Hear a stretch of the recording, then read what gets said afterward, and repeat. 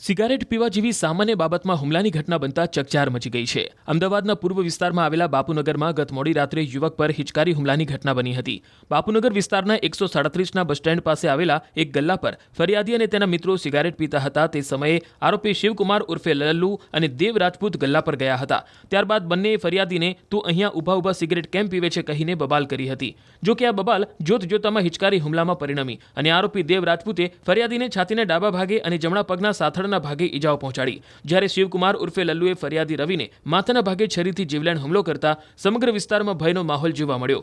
આખરે સમગ્ર મામલે પોલીસને જાણ કરવામાં આવતા પોલીસે તાબડતોબ બંને આરોપીઓને રાઉન્ડ અપ કર્યા હતા અને કાયદેસરની કાર્યવાહી હાથ ધરી હતી। ગઈકાલે બાપુનગર પોલીસ સ્ટેશન વિસ્તારના 137ના બસ સ્ટેન્ડ પાસે સાંજે 8 વાગ્યાની આસપાસના સુમારે આ કામના જે ફરિયાદી અને તેના મિત્રો ગલ્લા પાસે ઊભા રહીને સિગરેટ પીતા હતા। એ સમયે આ કામના જે આરોપી છે શિવકુમાર ઉર્ફે લલ્લુ અને દેવ રાજપૂત ત્યાં આવેલા અને એમની જોડે અહીંયા સિગરેટ ઊભા કેમ પીવો છો એ બાબતે બબાલ કરી અને છરી વડે હુમલો કરેલો।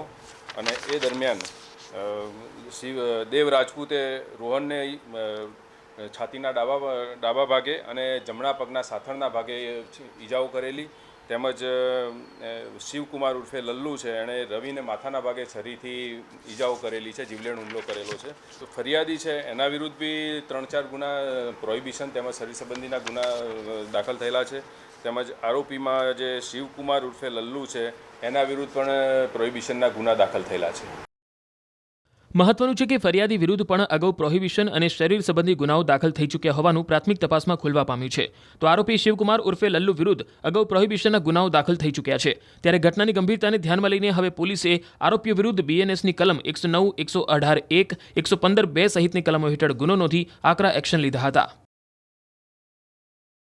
સિગારેટ પીવા જેવી સામાન્ય બાબતમાં હુમલાની ઘટના બનતા ચકચાર મચી ગઈ છે। અમદાવાદના પૂર્વ વિસ્તારમાં આવેલા બાપુનગરમાં ગત મોડી રાત્રે યુવક પર હિચકારી હુમલાની ઘટના બની હતી। બાપુનગર વિસ્તારના 137ના બસ સ્ટેન્ડ પાસે આવેલા એક ગલ્લા પર ફરિયાદી અને તેના મિત્રો સિગારેટ પીતા હતા। તે સમયે આરોપી શિવકુમાર ઉર્ફે લલ્લુ અને દેવ રાજપૂત ગલ્લા પર ગયા હતા। ત્યારબાદ બંનેએ ફરિયાદીને તું અહીંયા ઊભા ઊભા સિગરેટ કેમ પીવે છે કહીને બબાલ કરી હતી। જો કે આ બબાલ જોતજોતામાં હિચકારી હુમલામાં પરિણમી અને આરોપી દેવ રાજપૂતે ફરિયાદીને છાતીના ડાબા ભાગે અને જમણા પગના સાથળના ભાગે ઈજાઓ પહોંચાડી, જ્યારે શિવકુમાર ઉર્ફે લલ્લુએ ફરિયાદી રવિને માથાના ભાગે છરીથી જીવલેણ હુમલો કરતા સમગ્ર વિસ્તારમાં ભયનો માહોલ જોવા મળ્યો। આખરે સમગ્ર મામલે પોલીસને જાણ કરવામાં આવતા પોલીસે તાબડતોબ બંને આરોપીઓને રાઉન્ડ અપ કર્યા હતા અને કાયદેસરની કાર્યવાહી હાથ ધરી હતી। ગઈકાલે બાપુનગર પોલીસ સ્ટેશન વિસ્તારના 137ના બસ સ્ટેન્ડ પાસે સાંજે 8 વાગ્યાની આસપાસના સુમારે આ કામના જે ફરિયાદી અને તેના મિત્રો ગલ્લા પાસે ઊભા રહીને સિગરેટ પીતા હતા। એ સમયે આ કામના જે આરોપી છે શિવકુમાર ઉર્ફે લલ્લુ અને દેવ રાજપૂત ત્યાં આવેલા અને એમની જોડે અહીંયા સિગરેટ ઊભા કેમ પીવો છો એ બાબતે બબાલ કરી અને છરી વડે હુમલો કરેલો।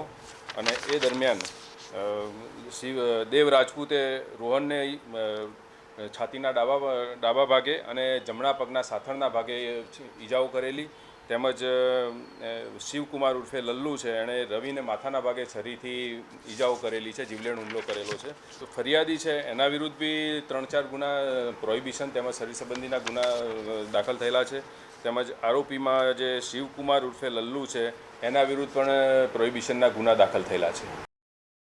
મહત્વનું છે કે ફરિયાદી વિરુદ્ધ પણ અગાઉ પ્રોહિબિશન અને શરીર સંબંધી ગુનાઓ દાખલ થઈ ચૂક્યા હોવાનું પ્રાથમિક તપાસમાં ખુલવા પામ્યું છે।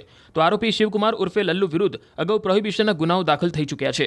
ત્યારે ઘટનાની ગંભીરતાને ધ્યાનમાં લઈને હવે પોલીસે આરોપીઓ વિરુદ્ધ બીએનએસની કલમ 109, 118(1), 115(2) સહિતની કલમો હેઠળ ગુનો નોંધી આકરા એક્શન લીધા હતા।